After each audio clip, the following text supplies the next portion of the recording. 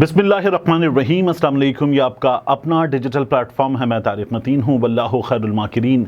अल्लाह सबसे बेहतर तदबीर फरमाने वाला है, वही बचाएगा मेरे देश को बलाओं से, जो बारिश में शजर से घोंसला गिरने नहीं देता, क्योंकि उसकी तदबीर तमाम तदाबीर की इमाम है। अहम तरीन मामला है इस्लामाबाद से अब तक सहाफ़ियों की बैठक से, ब्यूरोक्रेट्स के कमरों से, ड्राइंग रूम्स से एक ख़बर निकल कर आ रही है कि चेयरमैन तहरीक इंसाफ इमरान खान और उनकी अहलिया के ख़िलाफ़ जो चाहिए था वो मिल गया है। अस्सलाम वालेकुम। मेरी वीडियो जारी है, मगर मैं दरमियान में इसलिए आन टपका हूं कि आपको बताना है। आप देख सकते हैं हमारा दूसरा चैनल डॉक्यूमेंटेड भी।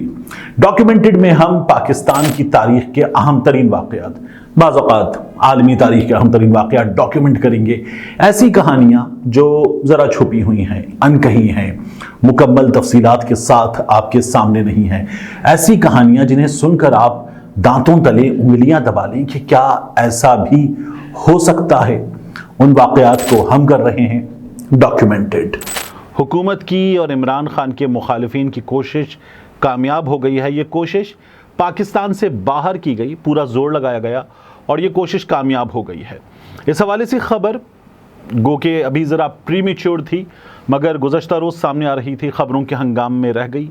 मैं अभी तमाम तफसीलात इसकी कि इमरान खान साहब के मामले में ये डेवलपमेंट क्या है आपके सामने रखता हूँ। लेकिन उससे पहले जो सनम जावेद और आलिया हमज़ा के साथ हो रहा है वो मैं आपको बताऊँ। आज इन्हें ले जाया गया फॉरेंसिक साइंस लैब, जो आवाज़ का मैच है उसके लिए। लेकिन हुआ क्या उसके बाद? हमने ये देखा कि लाहौर की शदीद गर्मी में उस प्रिजन वैन में वहाँ ले जाया गया और वहाँ ले जाकर कोई 2.5-3 घंटे वहाँ पर उन्हें बाहर खड़ा रखा गया, पानी से महरूम, खुराक से महरूम, और उस लोहे के डिब्बे में इस गर्मी में मुसलसल बंद रखा गया, जिससे शदीद सख्ती का हम अंदाज़ा कर सकते हैं जो सनम जावेद पर, आलिया हमज़ा पर की जा रही। जब इनको इनके घर लेकर गए थे हुक्काम, तब भी यही सब कुछ किया गया था। और अब बार बार इनको किसी मकाम पर ले जाया जाए, प्रिजन वैन में खड़ा कर दिया जाए, ये इनके साथ बार बार किया जा रहा है और ये अब एक बार फिर किया गया। इसके अलावा जो इनकी इस वक्त हिरासत है, उस हिरासत से खबर ये आ रही है कि इन लोगों को अब जगाया जा रहा है, इन लोगों को नींद से महरूम रखा जा रहा है। ये अभी कम वेरीफाइड इत्तलात हैं, क्योंकि इनका इंटरेक्शन इनकी फैमिली से हो, बातचीत हो, पता चलें कुछ चीज़ें तो पता चलेगा। उसके अलावा ये दोनों ख़वातीन ये करती हैं कि जब इनका इंटरेक्शन होता है मीडिया से, तो ये अपने हालात पर कम बात करती हैं और ये बार बार बताती हैं कि हम डटे हुए हैं। इनकी फैमिली का कोई मेंबर नज़र आ जाए, कैमरे पर बात हो, तो पूछा जाता है स्पिरिट्स हाई, तो ये बताते हैं कि स्पिरिट्स लो हुए ही नहीं थे। तो ये इनकी सिचुएशन है। सनम जावेद के वालिद ने एक ख़त लिखा है चीफ़ जस्टिस ऑफ पाकिस्तान को, और चीफ़ जस्टिस ऑफ पाकिस्तान को लिखे हुए ख़त में 4 सफ़ात पर मुश्तमिल ये ख़त उन्होंने सहाफ़ियों के साथ शेयर किया है। और खुला ख़त बनाम chief justice supreme court of Pakistan मोहतरम काजी फ़ाइज़ ईसा, अस्सलाम वालेकुम। अल्लाह ने आपको पाकिस्तान में निज़ाम इंसाफ की सबसे बड़ी कुर्सी पर बिठाया हुआ है। आपसे मुतालबा है कि मेरी बेटी सनम जावेद ख़ान के ख़िलाफ़ हुकूमत वक्त जिस गैर कानूनी तरीक़े से उसको इस्तेमाल कर रही है, उसको रोकने के लिए अहकाम दिए जाएँ। अब ये चूँकि हैंड राइटिंग है, इसलिए उसमें कुछ गलतियाँ मुझसे पढ़ने में भी हो सकती हैं। फिर वो बताते हैं कि जिसकी तफसीलात दर्ज झेल हैं। फिर उन्होंने सनम जावेद को किस तरह से गिरफ़्तार किया गया।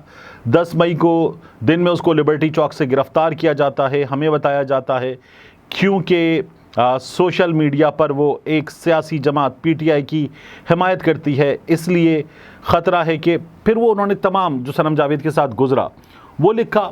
और सनम जावेद का केस जिस अंदाज में चला है, ये लिख कर 4 सफ़ात का ख़त सनम जावेद के वालिद ने लिखा है।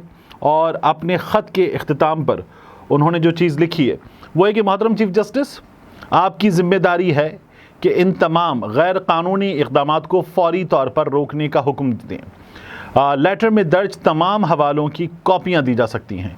अगर मेरे इस लेटर को आईनी हुकूक और की बड़ी खिलाफ वर्जी के तौर पर रिट की सूरत में سماعت کے لیے مقرر کریں۔ وہ یہ بھی ڈیمانڈ کرتے ہیں، اللہ انصاف کا حکم دیتا ہے، وہ قومیں تباہ ہو جاتی ہیں جو انصاف چھوڑ دیتی ہیں۔ اللہ میرے ملک پاکستان کی حفاظت فرمائے، اس لیے خون دیا، اس کے لیے خون دیا، لاکھوں روپے حکومت کو ٹیکس دیتے ہیں۔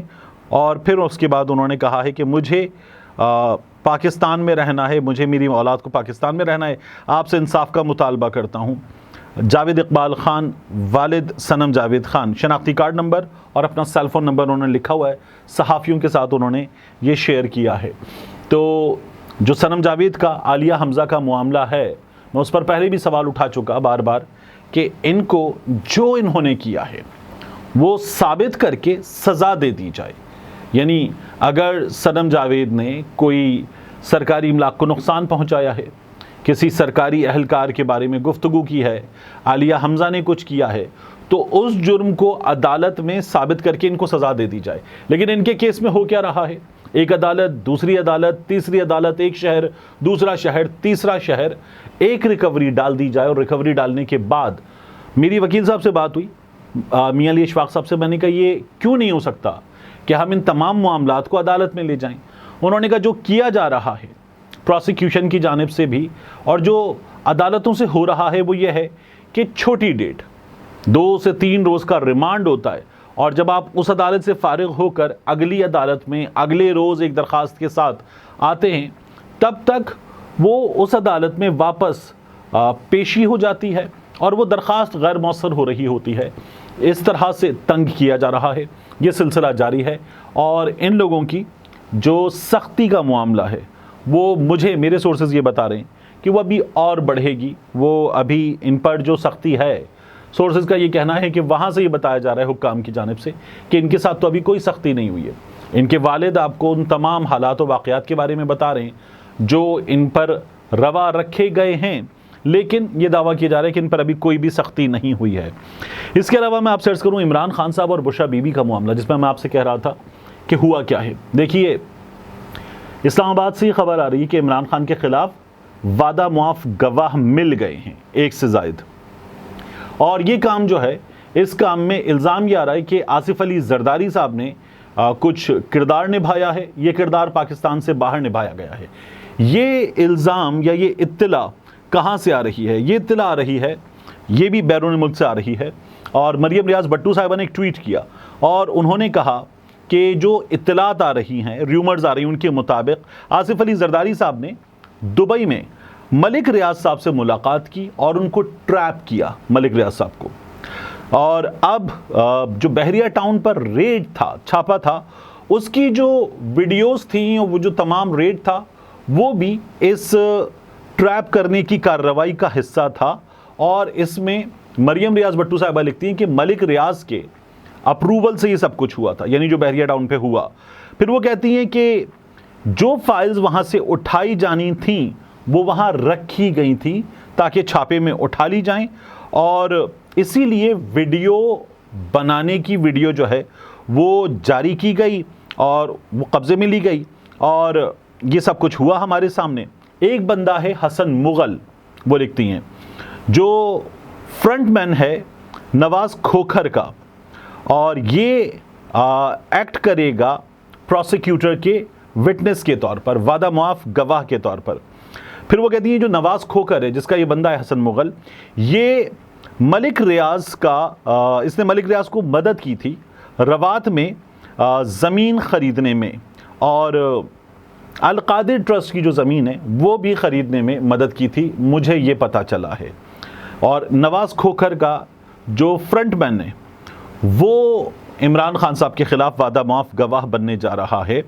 پھر وہ یہ لکھتی ہیں کہ یہ ملک ریاض صاحب جو ہیں ان کی تمام تر آشیرواد کے ساتھ ہو رہا ہے، مجھے یہ بتایا جا رہا ہے۔ مریم ریاض بٹو صاحبہ یہ لکھتی ہیں کہ انہیں بتایا جا رہا ہے۔ پھر وہ لکھتی ہیں ایک بلڈر، ایک انٹیریئر ڈیکوریٹر جس کا نام راشد ہے، وہ بھی وعدہ معاف گواہ کے طور پر سامنے آئے گا، اور وہ کیا بتائے گا؟